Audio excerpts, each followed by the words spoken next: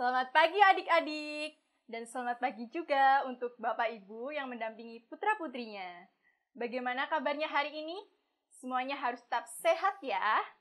Pada kesempatan ibadah pagi hari ini, yang akan menemani adik-adik belajar bersama mengenai firman Tuhan, ada saya Mbak Putri, ada Mbak Grace. Halo. Ada juga Ibu Santi. Halo. Yuk kita awali ibadah ini dengan bersama-sama kita berdoa. Kita siapkan hati kita menghadap Tuhan. Tuhan Allah Bapa yang bertahta di dalam kerajaan surga yang mulia ya Bapa. Terima kasih Tuhan atas segala berkat-Mu, sehingga pada pagi hari ini kami dapat berkumpul di tempat ini, melaksanakan ibadah bersama walaupun secara virtual. Berkati kami Tuhan, dari awal, pertengahan, hingga akhir. Semoga firman-Mu dapat menjadi terang pelita dalam kehidupan kami. Terima kasih Tuhan, kami sudah berdoa dan mengucap syukur. Amin. Amin. Untuk menambah semangat kita angkat satu pujian ya. Diambil dari Kidung Ceria nomor 17, judulnya Burung Pipit yang Kecil. Pasti semuanya udah pada hafal kan? Pasti dong. Kita nyanyiin bareng-bareng ya, dengan secara bersemangat.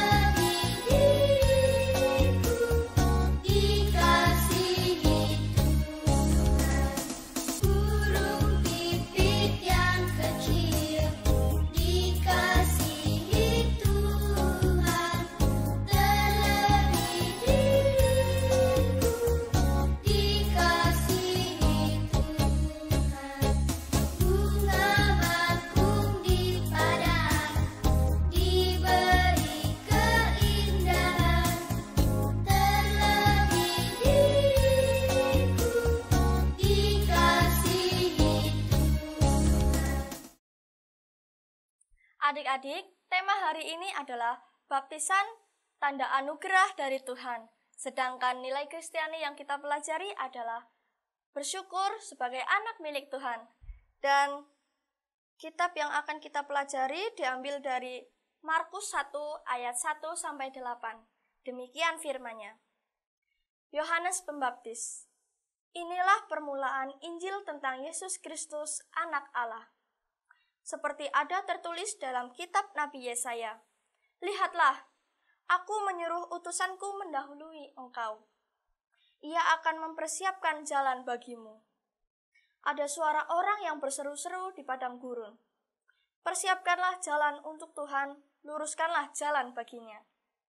Demikianlah Yohanes Pembaptis tampil di padang gurun dan menyerukan, bertobatlah dan berilah dirimu dibaptis dan Allah akan mengampuni dosamu.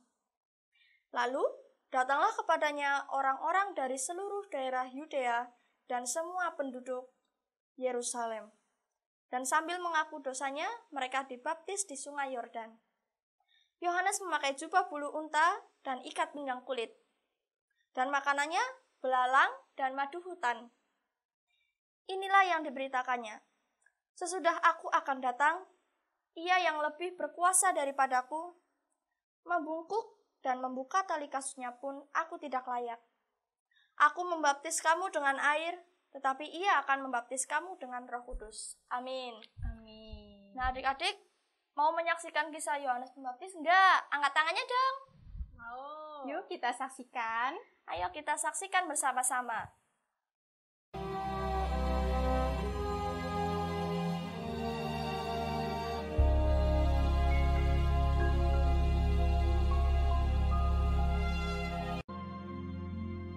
Pada zaman Herodes, Raja Yudea, adalah seorang imam yang bernama Zakaria. Istrinya namanya Elisabet. Dan ia pun melahirkan seorang anak laki-laki. Namanya adalah Yohanes. Dan Zakaria, ayahnya, penuh dengan Roh Kudus lalu bernubuat.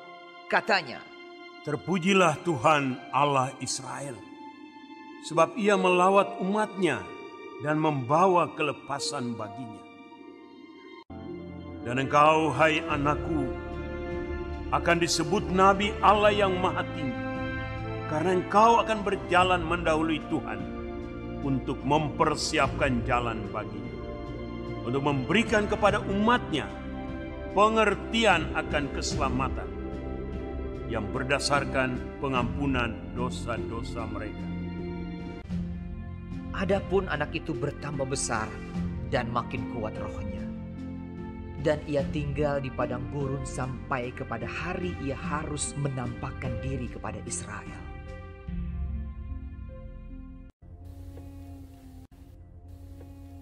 Yohanes memakai jubah bulu unta dan ikat pinggang kulit, dan makanannya belalang dan madu hutan.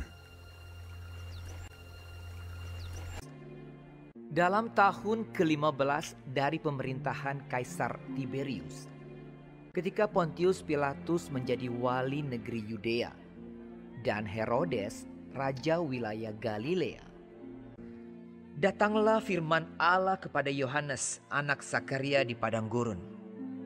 Seperti ada tertulis dalam kitab nubuat-nubuat Yesaya. Ada suara yang berseru-seru di padang gurun. "Persiapkanlah jalan untuk Tuhan, luruskanlah jalan baginya." Maka datanglah Yohanes ke seluruh daerah Yordan. Lalu ia berkata kepada orang banyak yang datang kepadanya untuk dibaptis. Dan menyerukan, "Bertobatlah dan berilah dirimu dibaptis, dan Allah akan mengampuni dosamu.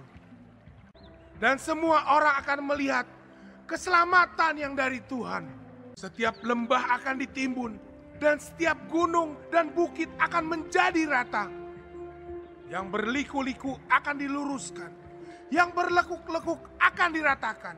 Jadi hasilkanlah buah-buah yang sesuai dengan pertobatan." orang banyak bertanya kepadanya. "Jika demikian, apakah yang harus kami perbuat?" Jawabnya, Barang siapa mempunyai 2 helai baju, dan barang siapa mempunyai makanan, hendaklah ia membaginya dengan yang tidak punya. ada datang juga pemungut-pemungut cukai untuk dibaptis dan mereka bertanya kepadanya. "Guru, apakah yang harus kami perbuat?" Jawabnya, Jangan menagih lebih banyak daripada yang telah ditentukan bagimu. dan prajurit-prajurit bertanya juga kepadanya. "Dan kami, apakah yang harus kami perbuat?" Jawab Yohanes kepada mereka, Jangan merampas, dan jangan memeras, dan cukupkanlah dirimu dengan gajimu. Aku membaptis kamu dengan air, tetapi Ia yang lebih berkuasa daripadaku akan datang, dan membuka tali kasutnya pun aku tidak layak. Ia akan membaptis kamu dengan Roh Kudus dan dengan api." Dengan banyak nasihat lain, Yohanes memberitakan Injil kepada orang banyak.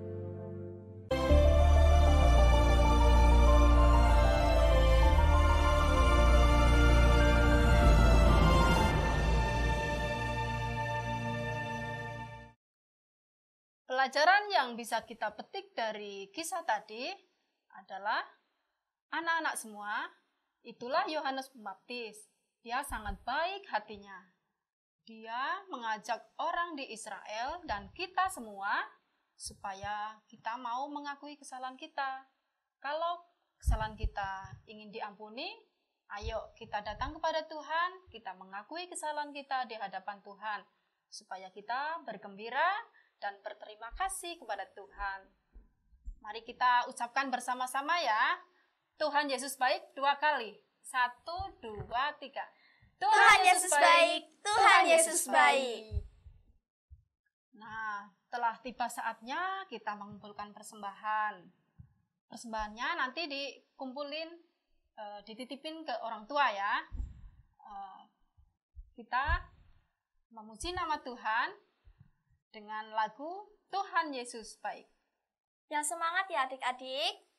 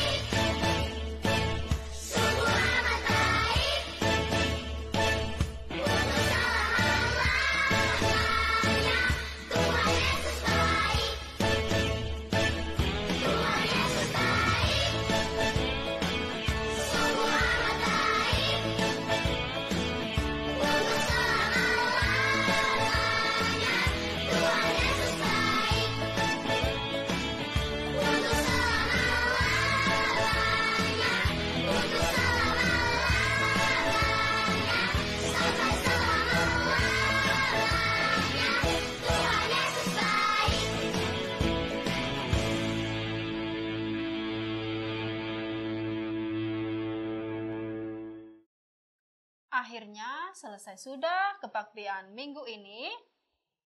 Sebelum Kak Grace memberikan aktivitasnya, marilah kita berdoa Bapa kami bersama-sama. Bapa kami yang di surga, dikuduskanlah namamu, datanglah kerajaanmu, jadilah kehendak-mu di bumi seperti di surga.